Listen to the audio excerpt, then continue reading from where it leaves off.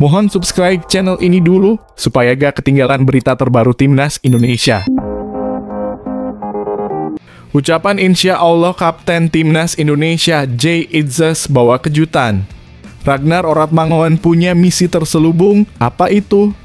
Ucapan Jay Itzes, Kapten Timnas Indonesia, yang mengucapkan insya Allah ternyata memicu reaksi tak terduga dari Ragnar Oratmangoen. Ternyata ada sebuah misi terselubung di balik kata-kata tersebut. Penasaran apa yang sebenarnya terjadi? Temukan jawabannya dalam video ini.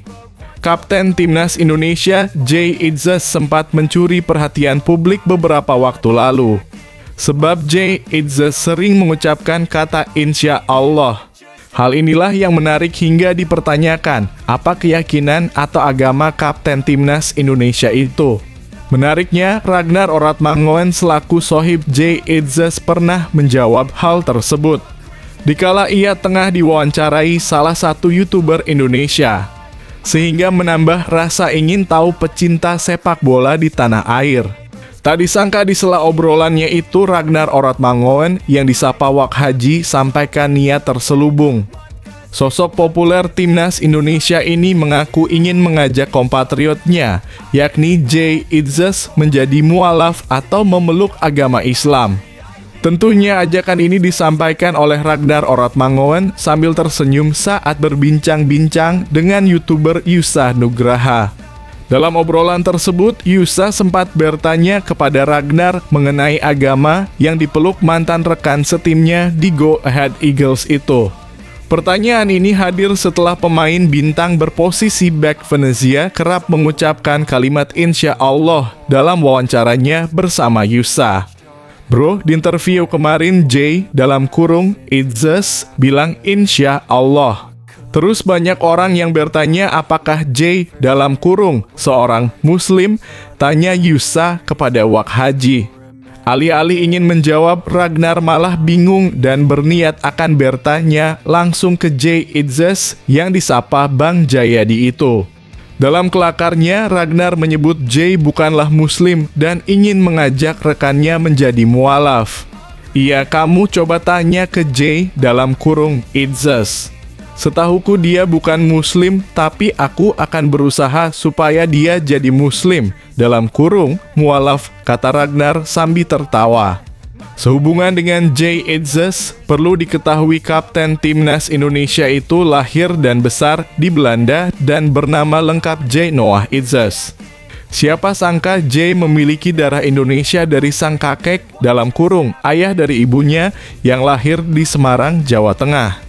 Kemudian, ia resmi jadi warga negara Indonesia WNI seusai menjalani pengambilan sumpah janji setia pewarganegaraan di kantor wilayah Kanwil Kementerian Hukum dan Hak Asasi Manusia Kemenkumham DKI Jakarta pada Kamis, 28 Desember 2023 lalu. Bahkan ia dengan pemain Timnas Indonesia dekat. Tak heran sering disebut kakaknya pemain. Ragnar Oratmangoen sendiri sudah berstatus mualaf sejak usia 15 tahun. Sosoknya juga sangat dekat para pemain lainnya. Ia dan Jay sama-sama besar di Belanda. Hanya saja, Wak Haji memiliki darah Indonesia dari kakek dan neneknya berasal dari Maluku. Timnas Indonesia U20 diharapkan menaklukkan Jepang atau Korea Selatan di Piala Asia U20 2025. Ini alasan kuatnya. Timnas Indonesia U20 diharapkan dapat mengalahkan Jepang atau Korea Selatan di Piala Asia U20 2025. Mengapa banyak yang percaya bahwa ini bisa terjadi? Temukan alasan kuat di balik harapan besar ini dalam video ini. Sekretaris Jenderal dalam kurung Sekjen PSSI, Yunus Nusi menyebutkan bahwa target utama Timnas Indonesia U20 di Piala Asia U20 2025 adalah mencapai 4 besar. Timnas U20 Indonesia yang kini dipimpin oleh pelatih Indra Syafri tengah mempersiapkan diri untuk menghadapi turnamen yang akan digelar di Cina. Skuad Garuda Nusantara tergabung dalam grup C bersama Uzbekistan, Iran, dan Yaman. Timnas Indonesia U20 dijadwalkan berangkat ke Cina pada Minggu dalam kurung 9 Februari 2025 pukul 00.20 waktu Indonesia Barat dan akan memulai laga perdana melawan Iran pada 12 Februari 2025. Saat ditemui di Stadion Madia Gelora Bung Karno pada Rabu 5/2/2025.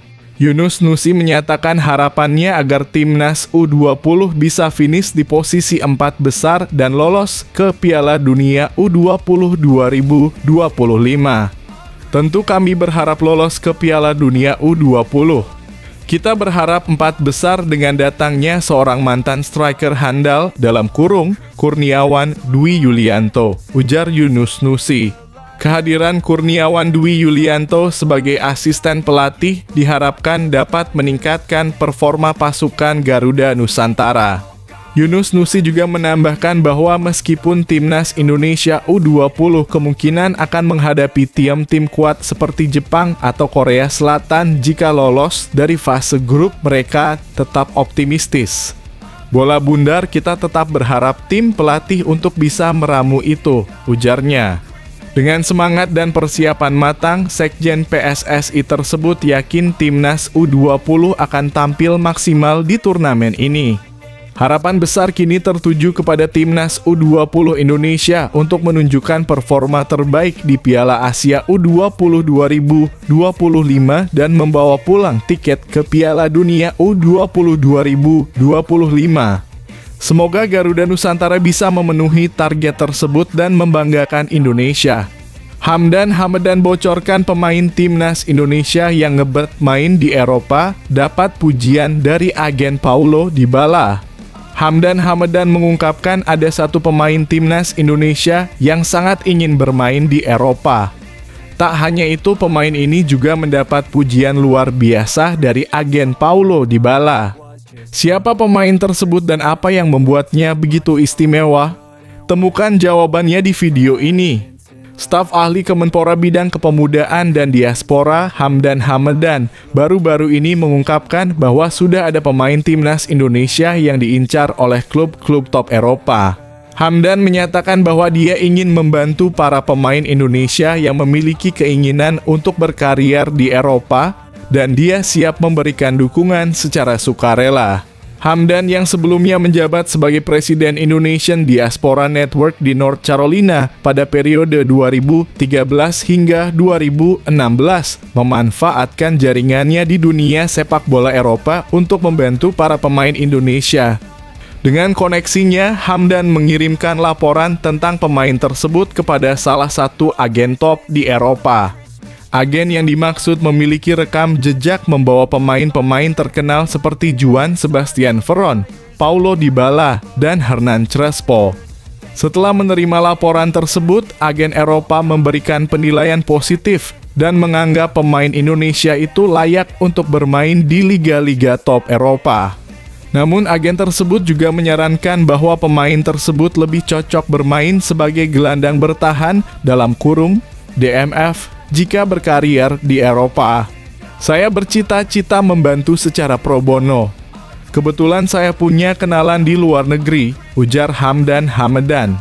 Selain itu, Hamdan juga mengirimkan data dan profil pemain tersebut ke beberapa agen lainnya dan hasilnya sangat positif.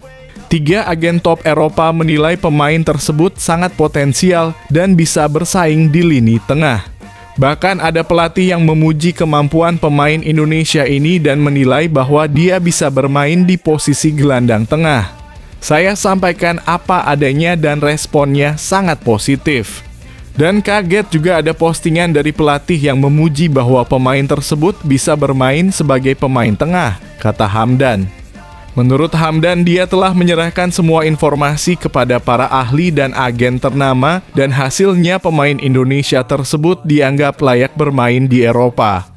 Dengan dukungan dari Hamdan Hamedan dan jaringannya, ini menjadi kabar gembira bagi dunia sepak bola Indonesia. Semoga kedepannya semakin banyak pemain Indonesia yang dapat menembus liga-liga Eropa dan memperlihatkan kualitasnya di kancah internasional.